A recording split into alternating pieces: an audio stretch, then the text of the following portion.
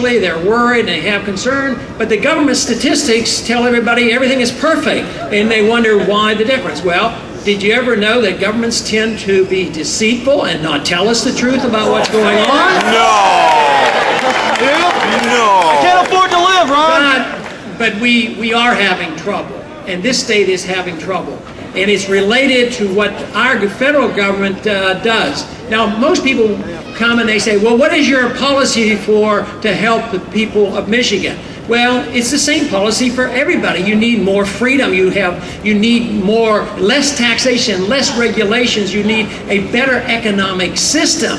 But this today, the fact that some people are falling through the cracks is related to the monetary system. People can work 2 jobs, their incomes can go up, but their income actually in real terms goes down. Real income has been going down for 7 years right now.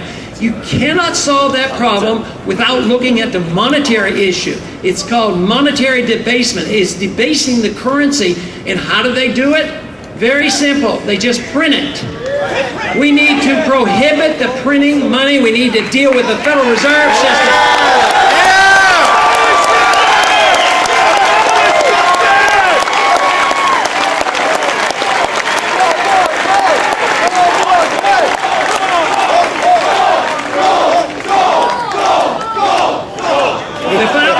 The founders of this country knew a whole lot about money.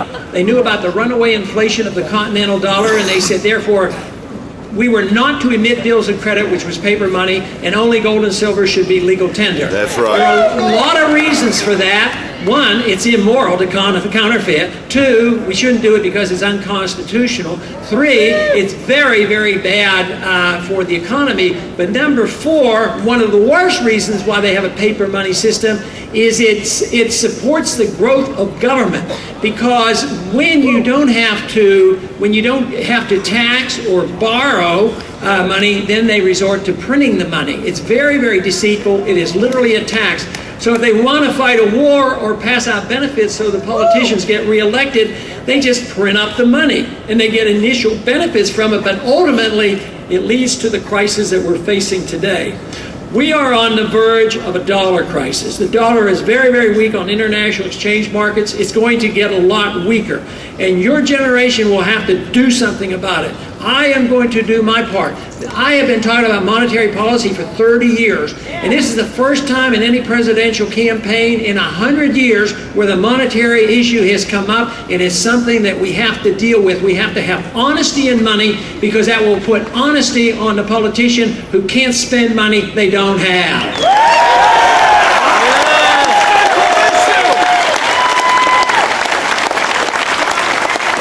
You know, there's one characteristic of what happens with runaway inflation. It destroys the middle class. Just read monetary history, whether it's Germany or Central America or Mexico or wherever.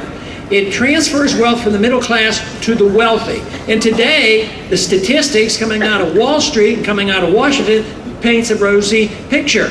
At the same time, though, the people on the other end are having a tough time. There are more billionaires in the country today than ever before, and that has to do with the monetary system. And there's nothing wrong with becoming very, very rich in a free society.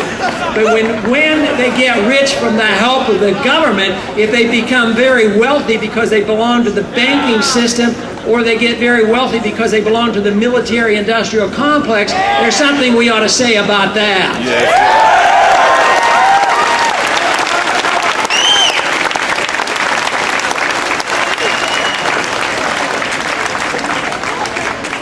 But this idea about how freedom brings people together, it is non-confrontational, where the opposite system, whether you have runaway welfarism or socialism, the government takes everything and then they pass it out under their conditions.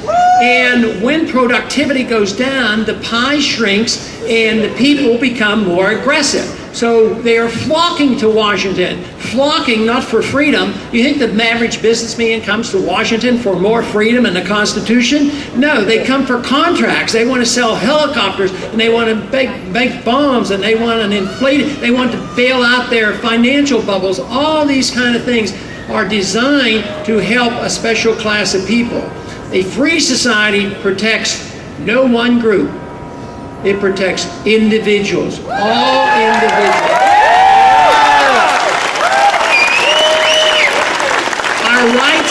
Our rights do not come to us because we belong to a group. It doesn't come to us because there's a gay group, a women's group, or a minority group, or whatever. Everybody should be treated equally because they're an individual. It should truly be a colorblind society.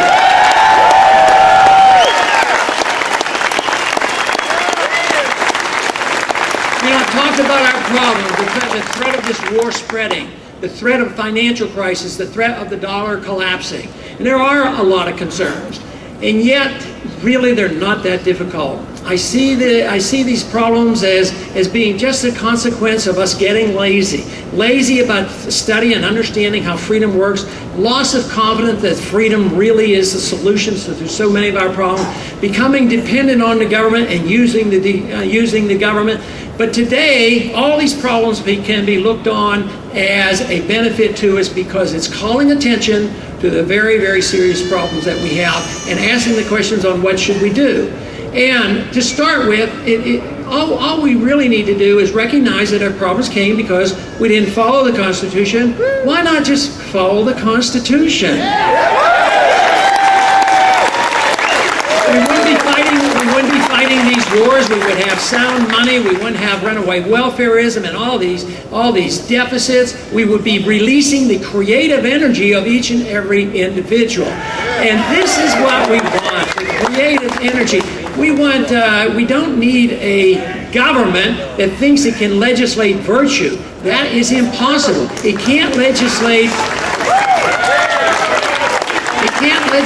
equality in economics either. And it cannot force our democratic and Republican type principles, our freedom principles, on anybody around the world. It just doesn't work.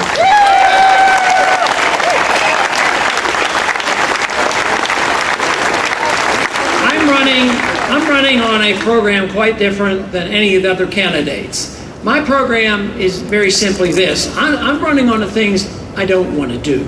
I don't want to run your life. I don't know how to run your life. I don't have the authority to run your life, and the Constitution doesn't permit me to run your life.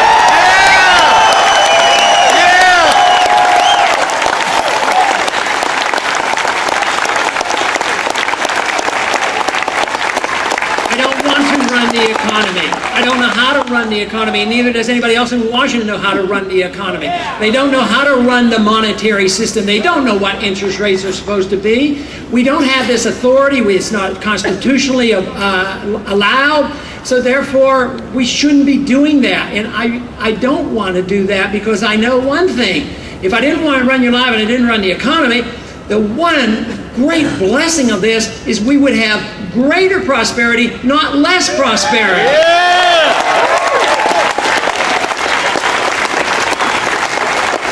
That is one of the biggest challenges that we have, the believers in liberty, to make sure that we have the moral high ground, that we have the compassion, because the other side, authoritarianism, never works. It always impoverishes the people. Exactly what's happening to a segment of our society today, and there's going to be a lot more poverty if we don't present these views on liberty. So the humanitarian solution to this is a free society. It is also that society that dictates our foreign policy. I don't want to run the world. I don't know how to run the world. I don't have the authority to run the world. The Constitution doesn't give me the authority to run the world. We ought to mind our own business.